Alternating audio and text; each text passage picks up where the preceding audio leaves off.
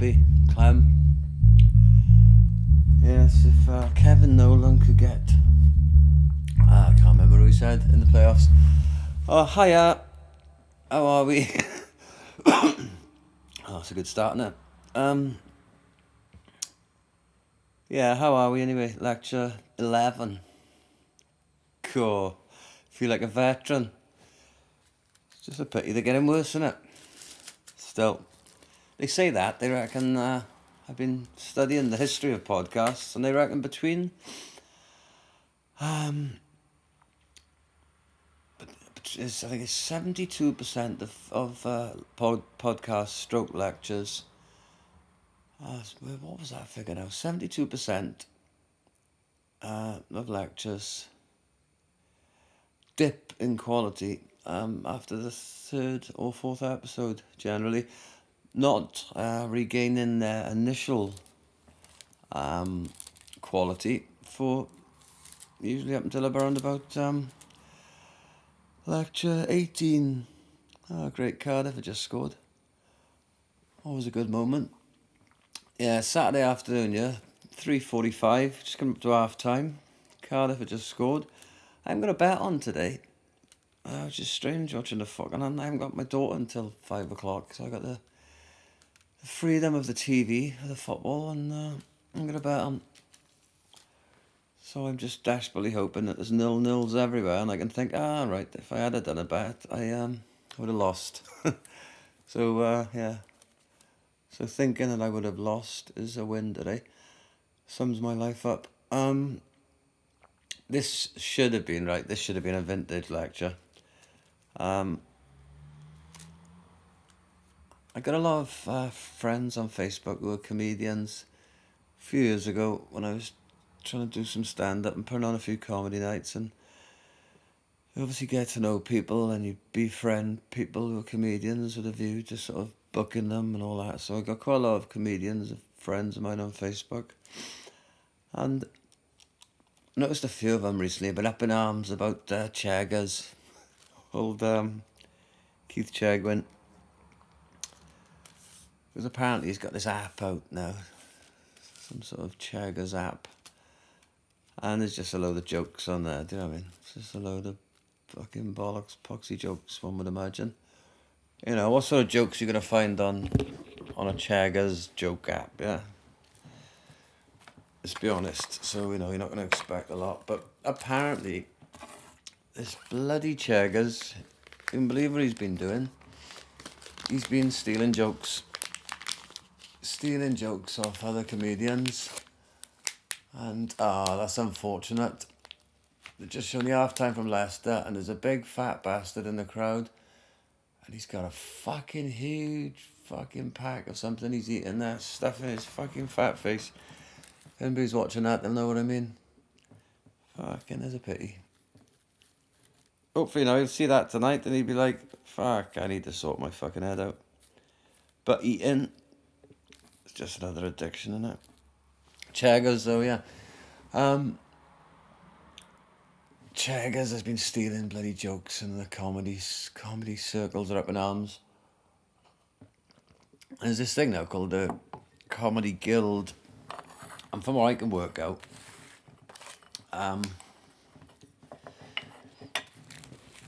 you know when your wife hates you, so somebody suggests sort of counselling, and that don't work, and then you split up, and she still hates you, so somebody suggests mediation, and that don't work. But the Comedy Guild, from what I can work out, is a sort of a mediation service.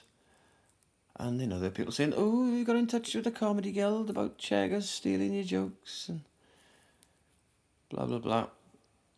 Because I was having a bit of a run-in. I wish I could remember the twat's name.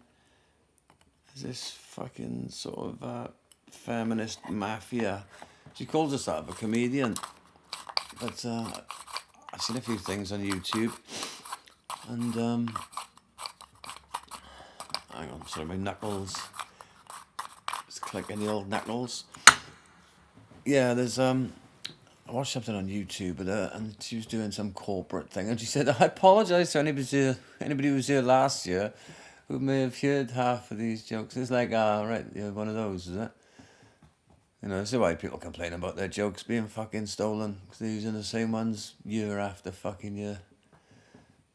You know, they're not going to be stolen. It's just somebody else is going to fucking think of it. You know, it's monkeys and typewriters and Shakespeare thing in it. You know, I mean, when I did some stand up, right, and some of it was recorded, videoed, and I think I watched it back, you know, a couple of 100 times. It was fucking genius.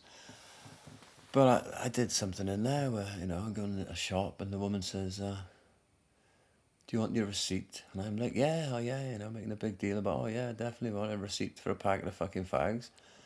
And then there's like, you know, "No, I don't want it," you know, that's the whole crux of it. And, you know, I thought I'd invented that.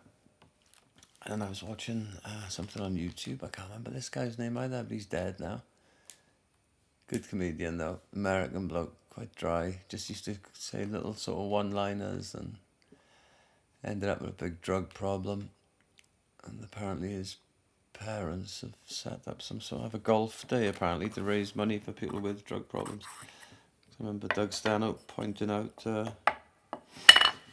how golf and people not doing drugs would have been this guy's two least favourite things. But I can't remember his name, but yeah, but point being, on this YouTube video I was watching, it was, you know, he said something similar, you know, about the receipt bit. And, you know, it's like fucking 30 years ago. You know, and I'd never heard of him until after, you know, I said that thing. And then it dawned on me, and I thought, flipping it, yeah, there's probably 100 people have said some sort of variety of that. So a lot of jokes, they're not fucking stolen. Do you know what I mean? It's just people have had the same sort of thought. Or I think a lot of people write jokes from the back to the front. So, you know, you come up with some sort of punchline, and then you've got to think of some sort of scenario to get you there. So I think it's just what's happened sometimes is a lot of people come up with the same punchline and find slightly different ways there. But, you know, even if Chaggers has been fucking robbing jokes. But I was tweeting Chaggers about this anyway, as you know, as I'm wont to do. Tweeted him a couple of my classics actually for his app. Said feel free to use them.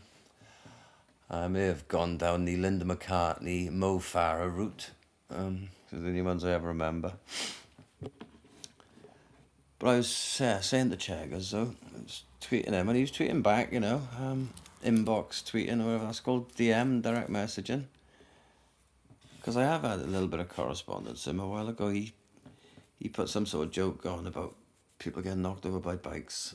I just happened to be a spate of bike accidents going on in London, and I said to him, "Oh, you want to be careful saying that," and he took it down. He said, "Oh shit, I didn't realise."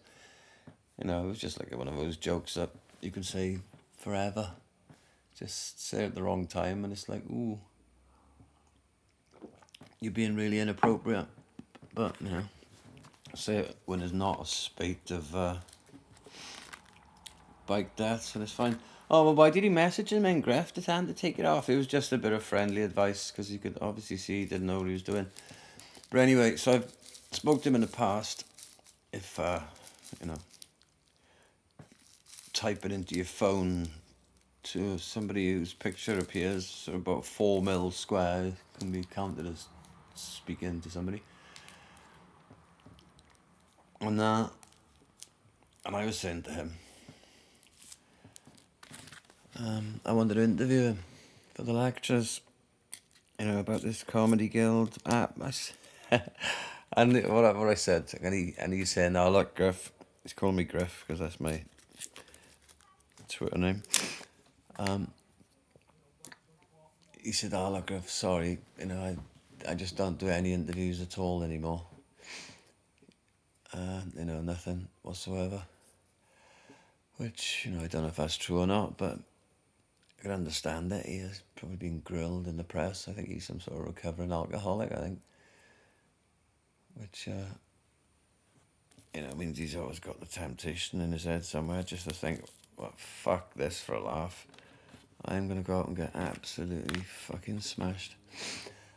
Yeah, so he couldn't do the lecture, and it would have given me the greatest of pleasure to have had Cheggers on this week with an exclusive interview about his run-in with the comedy world.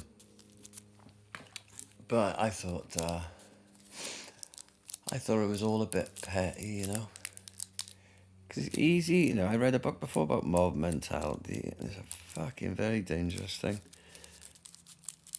You know, and what I read about was more in sort of riot situations or football violence or whatever. You know, places where there are people physically in the same place and the mob mentality can kick off and then people start doing things they wouldn't normally do and all that business. So, you know, the mob mentality, social media wise, don't get me wrong, I've probably been guilty of this as much as the next fucking wanker. But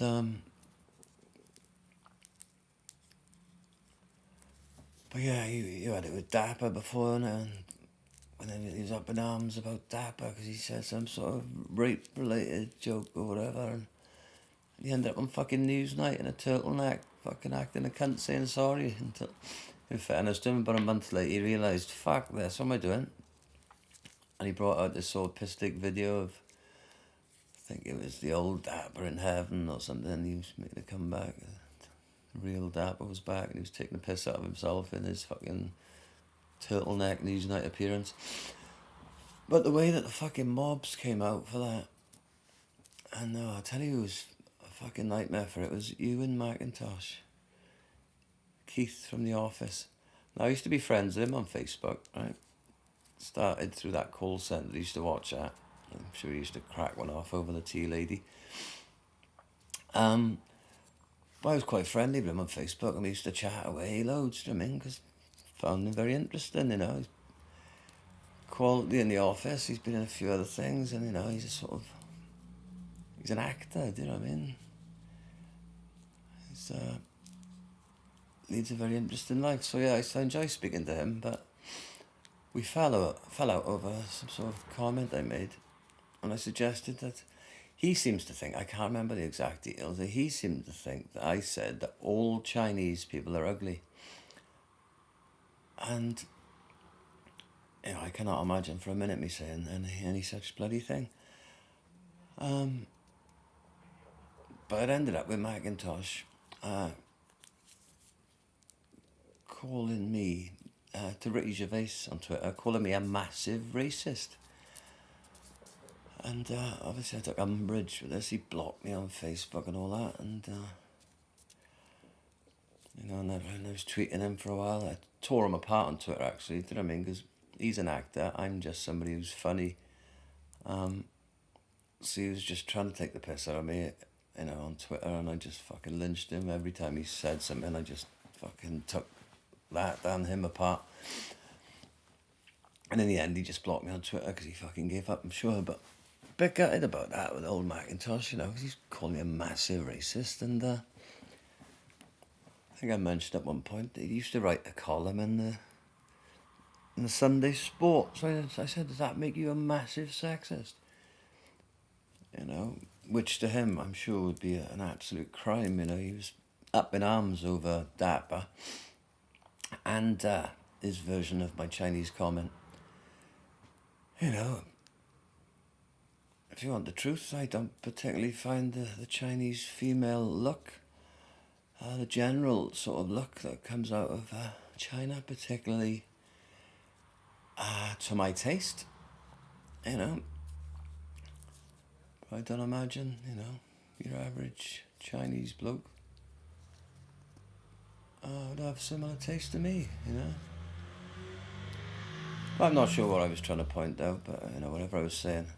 If you're going to attack, you know, somebody, well, then attack sort of 20 billion people at the same time or something, you know what I mean? At least you can't be accused of picking on anybody. But Macintosh felt that it was his duty to, you know, as well as his role of representing the female race to Dapper, It was his role to represent the Chinese race to me. And yeah, and I ended up losing a valuable Facebook friend. Which is a pity. But still, that is showbiz. This is the game I'm in. I don't expect you mere mortals to realise what it's like up here. But tell you what I did notice when I was putting on comedy nights, and it was reinforced by this business with Cheggers. And this could go for me as well. Most comedians have not got a very good sense of fucking humour. Do you know what I mean? It's more like, look, I'll make the fucking jokes around here, right? Because I'm a comedian, so by my very nature, I'm quite self-obsessed and a show-off and an extrovert, but really an introvert. And I ain't got any time to listen to anybody else. Never mind listen to what you're saying. Never mind share the laughs with you. So if you could just all bow to me. And yeah, I don't think that's why I was cut out for things like stand-up or, well, anything really. I always had this idea that, I need to be creative in some way, man. I need to be creative. Well, I can't paint and I can't fucking do this. But, I can write and things like that. But then I write stuff at start and don't finish and blah, blah. I've written poetry, but then as soon as you write that, you've got to burn it because it is technically embarrassing. So, that's just a bag of ashes that I've kept out the back along with my receipts. So I've always had this thing, I've been a bit creative, and then when the call centre came along and that sort of gave me a bit of a kick up the arse to do some stand-up, for a while I thought, oh yeah, I could get right into this, but I think I may have, where did I say this before? Have I said this before? Or no, I think this was something I was trying to write for stand-up before, actually.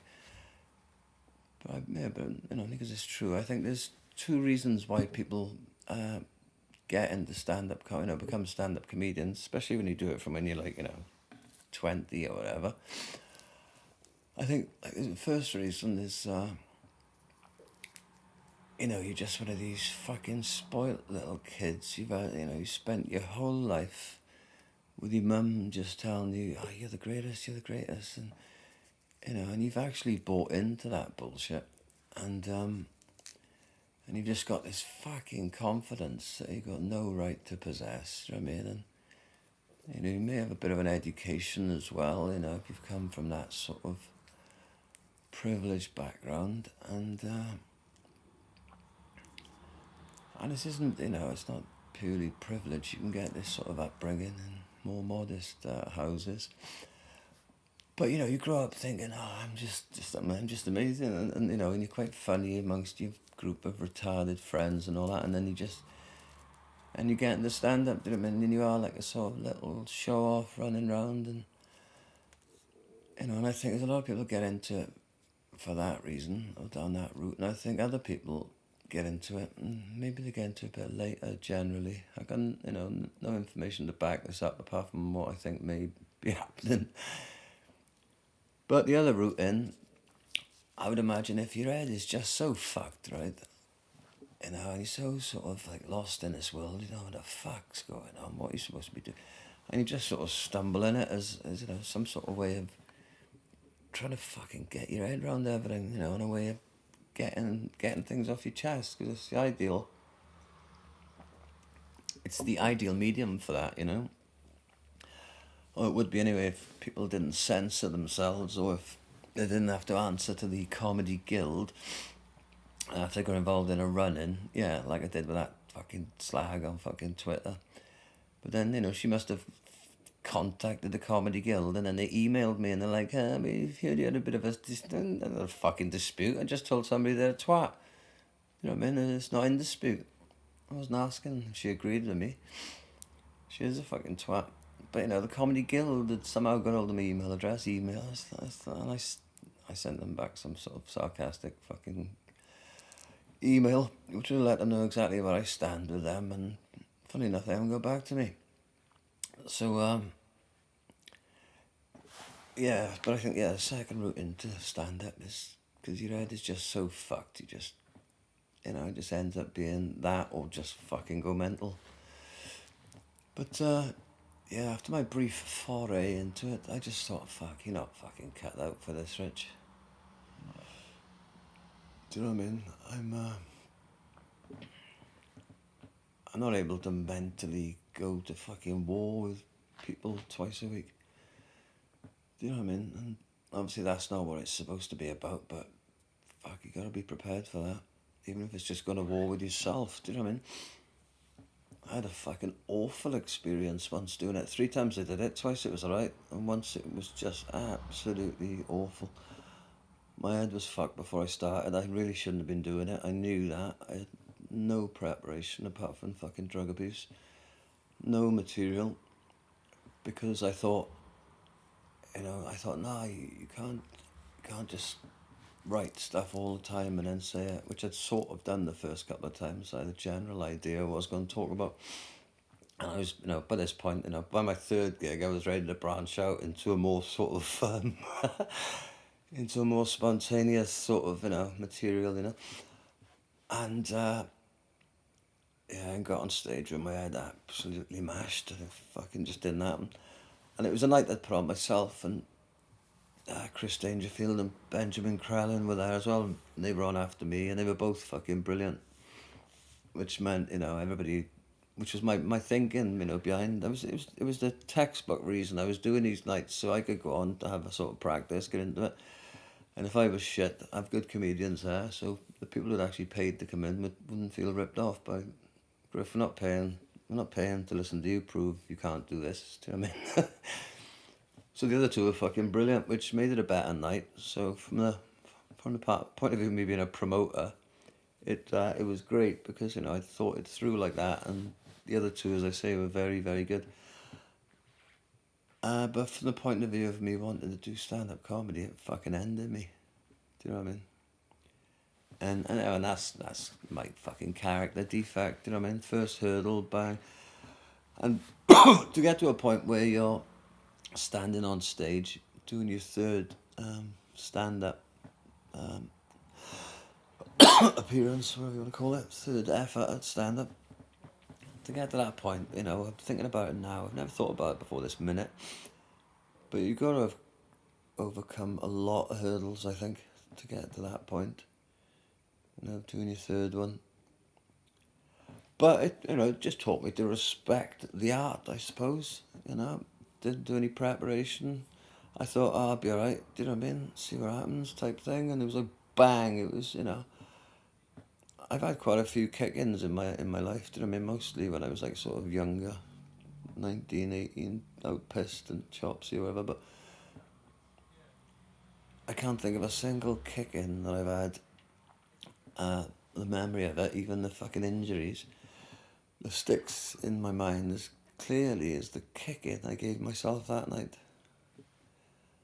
Mentally, it was absolutely bizarre. And when you've done it before and it went alright, and you come off thinking, oh yeah, I remember the first time I was just a bit in shock, or second time it was like a bit of a buzz, do you know what I mean? So I suppose the third time when it was coming off, it was like awful. I suppose I realised then, right, there's an extent of emotions that can go on you. And people are pointing out to me, comedians and that, it's just a fucking gig, it makes no difference really to anything. It's not that important, only to you really. Which is, is very true, do you know what I mean? It's very true, I think. I don't know, I think the comedians I can sort of respect or whatever, people who, remember that to some degree, but I don't know, there's just a lot of shit comedians about in there, especially the ones who've sort of made it, for want of a better phrase. The ones you see on TV and all that, Russell Kane, Russell Brand, do you know what I mean, all that. I don't even, can't even be asked to start describing the fucking idiots. Do you know what I mean? I just got fucking Whitehall. Do you know what I mean? Russell Kane, Russell Howard, Jack Whitehall, right? Those three. Now, those three between them, off the BBC, they're probably fucking creaming about fucking £10 million a year. Possibly. Do you know what I mean? Fucking people wonder why I've never had a TV licence. I'm paying for that fucking shit. Unbelievable. Yeah, as I said, I can't even be bothered to start describing why I don't like them, because just thinking about them, it just irritates me from the off, Because even the brief amount of time I spent putting on comedy nights, I can think of about 3 or 4 people that I had down here for fucking £100 or £150, and fucking better than those cunts. Do you know what I mean? Far better. But still, yeah, that's the reason you pay your TV fucking licence. I've never had a TV licence. It's TV licence, like, I was thinking about this morning. TV licence is like, it's like addiction. Do you know what I mean? If you consider yourself like an addict of some description, it's like once you recognise that you're an addict, and then do something about it or whatever, even though, Jodie Gomez just scored for Blackburn, ex-Swans, beautiful left foot. Yeah, even though you, where was I? Even though you spend your whole life, right? If you spend your whole life in addiction, yeah, but you've never done anything about it, fucking, you're doing heroin every day for fucking years. You got a heroin problem, You don't go around labelling yourself an addict. Or if you, drink to excess and all that, you just think, I'm just a fucking pisshead, I fucking love my drugs, But you know deep down, but when you sort of try and do something about it and you recognise yourself as an addict, whether that's using drugs or not, that's like the equivalent of responding to one of these fucking letters TV licence people send you. Do you know what I mean? Once you open the fucking letters, you're just in it. You're in the shit then.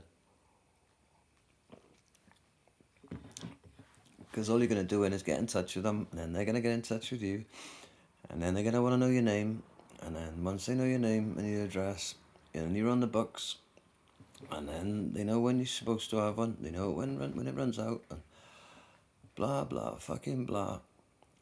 Every single letter you get through the post, fucking chuck it in the bin.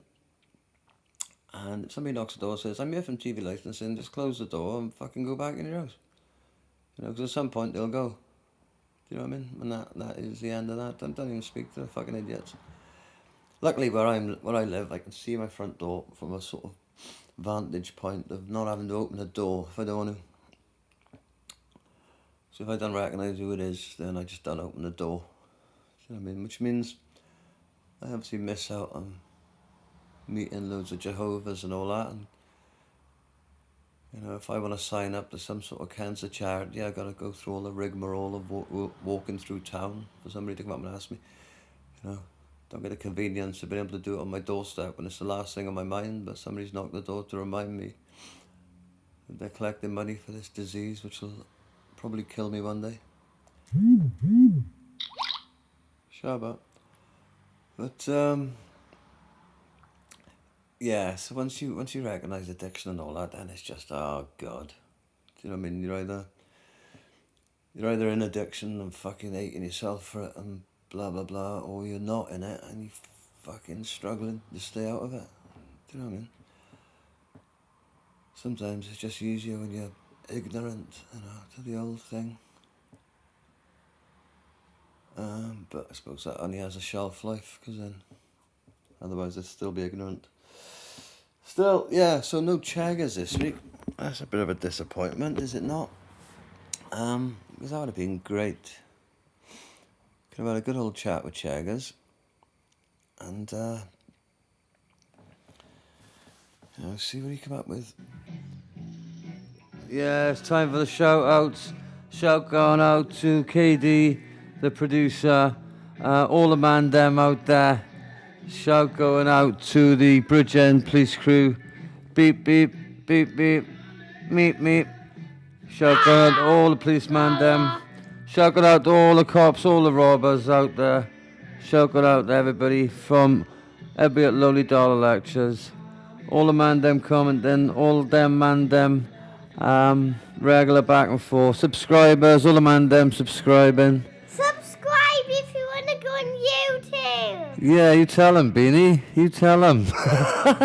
Subscribe if you want to go on YouTube. Subscribe to the Lonely Dollar Lectures. And then you'll get Mario games. Yeah, free. Shut up. Sorry, this is Griff from the call center. He's talking through the call center all day. The call center, call center, call center. Shut up. Bloody hell, you bummer, Shirley! Get out of my sight! Get the teeth out of your brain. Goodbye, baby!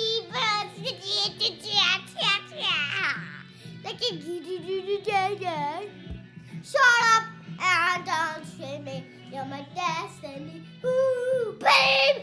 You're my destiny! Yeah, go, Coco. Shut up. If you want to scrub. I thought you wanted to give shout out to all the man them. Bye-bye, you sober-head scrub bum.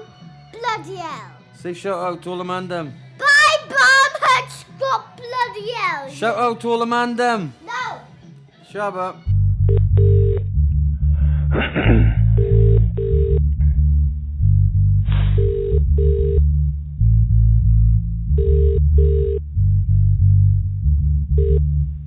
Good afternoon, Byron Davis's office.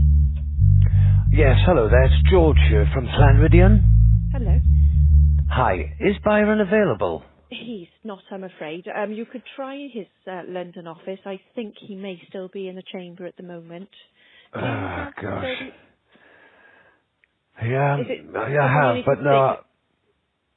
Ideally. Have you got Byron's new mobile there, please? Can you bear with me? I'll just ask Jill if she's got it. Sorry, what was your name? Thanks. It's George. George Cooper. George Cooper. Thank you.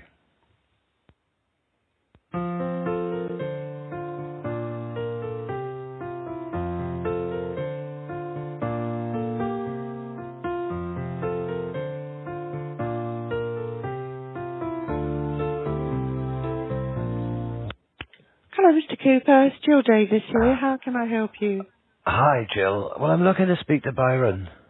Well, will be in the chamber and his phone will be switched off. How can we help you? Well, I'm up in arms. You campaigned for my vote. I've given you my vote. Yeah. I campaigned for other people to vote for yourselves. Yeah. And you've negated on every last promise you've made. In what way? Now, well, on the tax credits today. I see. You've been watching the program, have you? There's immigrants coming in now willy-nilly. Mm-hmm. Now, I was under the understanding that the Conservative Party were going to address that issue. Mm-hmm. There's about 12 moving in to my area within the next few weeks. Now, when I voted for you, I was given guarantees by Byron and others in the party that this wasn't going to be happening and these people weren't going to be allowed in. Right, okay. So it's tax credit, immigration, and whereabouts do you live, Mr. Cooper? I live in Clanridian, but I've got properties all over Swansea. So as you can imagine, this influx of immigrant stroke, refugee stroke terrorists, potentially, it's going to affect house prices. It's going to affect my businesses. This is exactly why I chose you over UKIP, because you promised me you were going to act on this. What is being done to stop these people coming in? Right, okay. I need your address, Mr. Cooper, in order that we can address all these issues right to you. No. you've got my address because I'm a member of the party. Now, I was told, okay, I said to Byron, when I spoke to him around about the election, I said, right, is this going to be one of these situations where I have no access to you apart from now when you're campaigning? Mm. And now I'm ringing to speak to Byron, and he's never available. Well, he It's a does disgrace. he does surgeries on a regular basis. In fact, he had one in Pencloud last week, and he's got one coming up Penclows? in I'm not going Mumbles. in anywhere near Penclows. Oh, well, that's a shame. And there's also the Mumbles, one in Mumbles coming up shortly. So he does them all over the district. Right. Well, can you tell me then, if he's not available today, can you Yeah. tell me what is being done to stop these immigrants moving into my area? What are your Well, party I doing? personally don't know the area that you are living in, so I can't comment Well, on as that. I say, I have And property all over Swansea, so we're dealing with the right. Swansea area. Well, Now, Swansea. Well, I can't help you on Swansea. That's do why you I have need any your. figures? Do you have any Oh, figures of personally, how I many have no they're figures moving at in? all. No, I'm afraid I don't. No. Well, you are the point of contact for the Swansea Yes, Conservative Party, exactly. right? If you give me Right. your full address, and the No, I issues don't that want you're. to deal with this in writing. I want to speak to Byron today. Well, I'm afraid that you can't speak to I've him got, today because he's I've in got the three chamber. properties. I've got three properties I'm looking at today with a view to buying. Now, Right. I don't know if I can buy these properties confidently because next week you lot may be moving in immigrants. I won't be able I to sell them on then. Well, I can't help you unless you give me some information, like where, so that I can actually do some Right. research Well, for you and find out. SA1. I've been looking in SA3. But Yeah. it's my understanding, right, that these immigrants are going to be placed willy-nilly across the city. Well, who told Is you that? that correct? I have It was no in idea. Who has it was in told the you? paper. It was It in the was in the news. newspaper. Bomber When was it Thomas in? said it last night in the club. Who did? Who A told friend you of in mine, Bomber Thomas. He's well Bomber connected. He Thomas? knows about. Yes, he's Uh, quite high up in your party. right, Bomber Thomas He's in up the in club. arms. Which club was this then? I Sorry, can't I'm trying reveal to. Yes, I I'm can't trying reveal the to find exact out where you. location of the club. I can't Right. give the actual address because, as you can imagine, Right. it's a bit of the as they say, the secret handshake and all that. So I can't give Oh, I locations. see. Right, okay.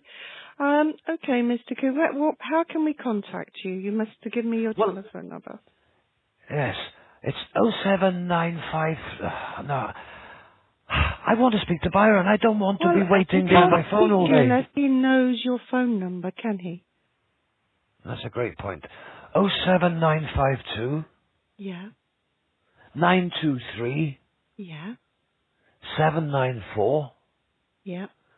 Now, you're probably aware, right? And I don't want to sort of hold any sway with this, but I made Yeah. rather a large donation behind the scenes, off the record, if you like, to the party for work that was done in and around my area. Mm-hmm. Now, that was done without any receipts. It was done without any banking details or contact. That was strictly a cash payment between me and Byron. Byron was supposed to get back to me regarding legitimizing that payment. I've heard nothing. Right, okay. Now, it was for campaign funds, okay? Okay. It should be Did you speak registered under to... campaign funds. Right. So did you speak to anybody else in the campaign team? No, I had a discussion with Byron round about the time of the campaigning. He explained that we can keep Labour out, we can keep the immigrants out, okay, but we need funds for campaigning to make sure we get in, to make sure we get the Lib Dem coalition out. I Mm. said to Byron, I'm willing to donate between 50 and 60,000 pounds to this, but obviously I Right. need to do it legally. Byron said, of course, everything's done properly, as you can imagine. Now, Yeah. I suggested a cash payment because he wanted money that day, okay? He wanted to bring in a team of campaigners from Bath, bring in a load of people down from Reading to do the door-to-door campaign, So I Mm. forked out £53,000 in a cash payment to Byron. Now, this was months ago. I've heard nothing Right. back. I can't get hold of Okay. Byron when I ring. I obviously don't want to discuss it with anybody else apart from Byron, but it's a lot of money, you know. I need to actually account for this, you know, with my accountancy firm. Of course. Okay, then, Mr. Obviously, Cooper. we're coming up to when I file my records now, you know. Right, okay. Yep.